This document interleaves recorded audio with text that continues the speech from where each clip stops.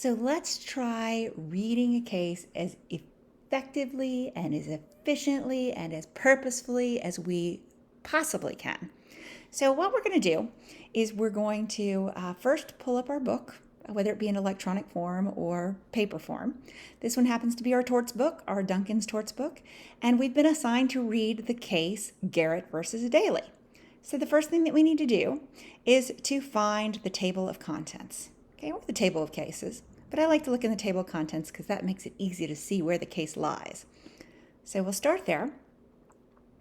And once we pull it up, we kind of scroll through and we look for the cases. You'll notice that the cases are generally italicized. Weaver versus Ward, Brown versus Kendall, etc. I don't see Garrett versus Daly yet. There it is. Okay, well look, pay attention to where this case falls. It falls in Chapter 2, which is all about intentional torts, under the topic of intent. So I bet when we read this case, it's going to have something to do with the intent that's required for intentional torts. We haven't even looked at the case yet, and we already know what it's about. That's what I mean by reading actively with a purpose in mind. So now we go to the case. And we're going to scroll through, just kind of get a general idea of what's going on, and we're going to look for maybe the court's conclusion on intent, which is usually towards the end of the case. But let's start at the beginning and just see that we've got a 5-year-old boy named Brian. He's visiting somebody, and she started to sit down on a lawn chair, and he pulled it out from under her. Whoops.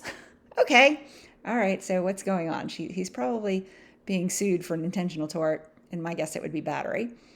But we can scroll through and we can find out, it's urged that Brian's action in moving the chair constituted battery.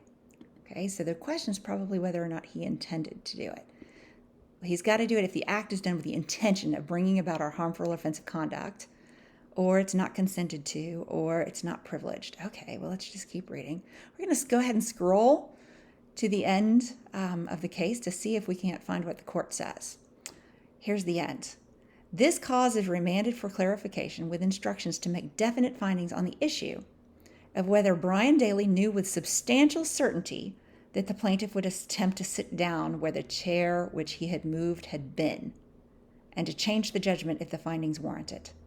All right, okay, so it looks like maybe Brian might be in a little bit of trouble here, or might be liable if he knew with substantial certainty that the plaintiff was going to try to sit down. Now that we know what it's about, let's read the case. That's how you read a case efficiently, effectively, and with purpose.